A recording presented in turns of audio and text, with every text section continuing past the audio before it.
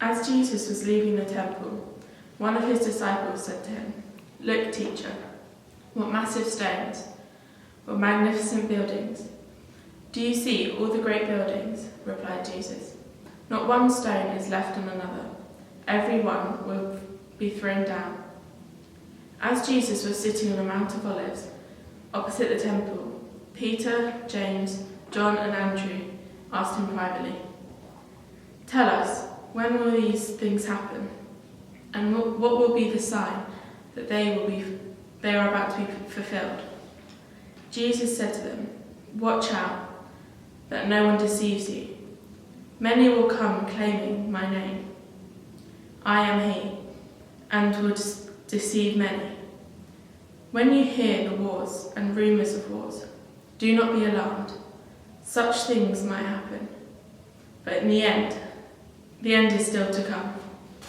Nation will rise against nation, and kingdom against kingdom. There will be earthquakes in various places and famines. These are the beginnings of birth pains. You might be on your guard. You will be handed over to the local councils and flogged in synagogues. On account of me, you will stand before governors and kings and witnesses to them. And the gospel must first be preached in all nations. Whenever you are arrested and brought to trial, do not worry beforehand about what to say. Just say whatever is given to you at the time, for it's not you speaking, but the Holy Spirit. Brother will betray brother to death, and father his child. Children will rebel against their parents and have put them to death. Everyone will hate you because of me, but no one stands firm to the end. You will be saved. When you see the abomination that causes desolation standing there, it does not belong.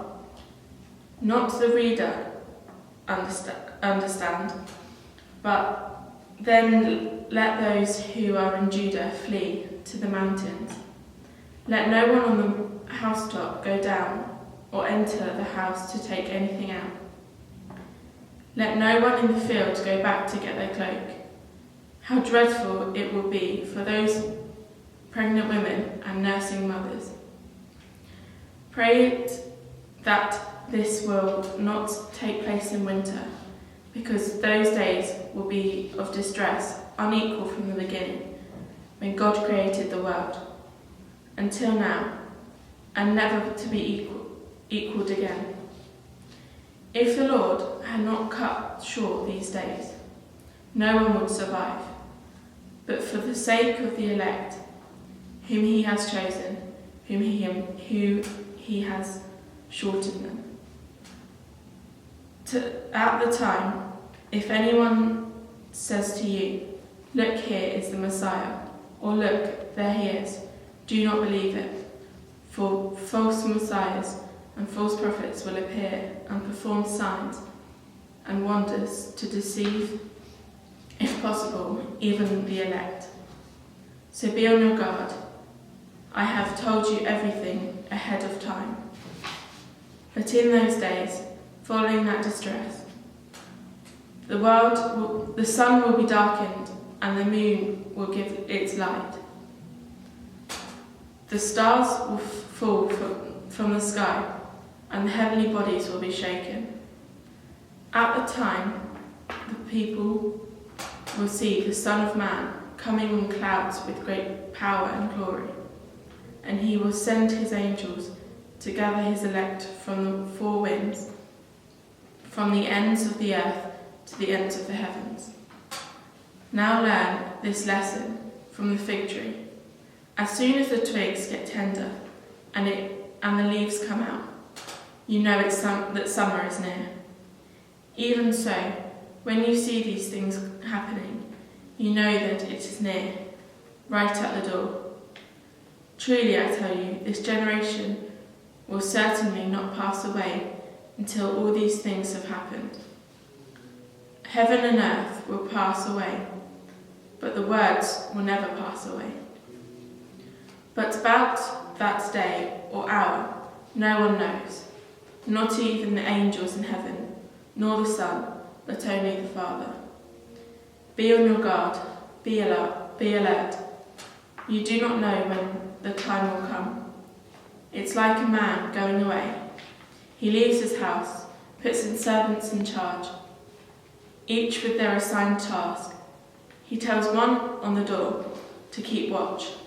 Therefore, keep watch, because you don't know when the owner will come back, whether it's in the evening, at midnight, or when the rooster crows, or at dawn. If he comes suddenly, do not let him find you sleeping.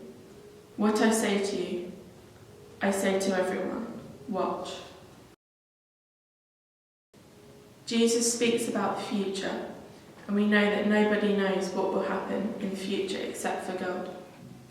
But Jesus is not fortune-telling, rather he is reminding us to be on our guard against false prophets or people who claim to be the Messiah. How does that apply to us today? Who are the people who are trying to get our attention away from God?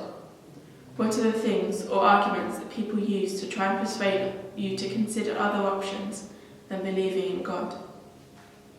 Verse 32, Jesus says that not even he knows the end of time. This is more about Jesus affirming his humanity. With Jesus came to earth as a human, giving up his divine status with God the Father. This verse does not emphasize Jesus' lack of knowledge, but rather the fact that nobody knows. It is God, the Father's secret, to be revealed in his own time. This passage also encourages us to be watchful. It means to be both aware of the signs of the time, but also to be aware of the way we live our lives. 1. We are not to be misled by confusing claims of false prophets. We should not be afraid to tell anyone about Christ, despite what they may do to us. We may be persecuted, but we must stand firm in our faith. We must be morally alert and obedient to God's commands for living in this way. This chapter by Mark wasn't written to promote prophetic discussion about when the world will come to an end or when Jesus will return, but it was written to stimulate right living for God at a time in the world when God is largely ignored.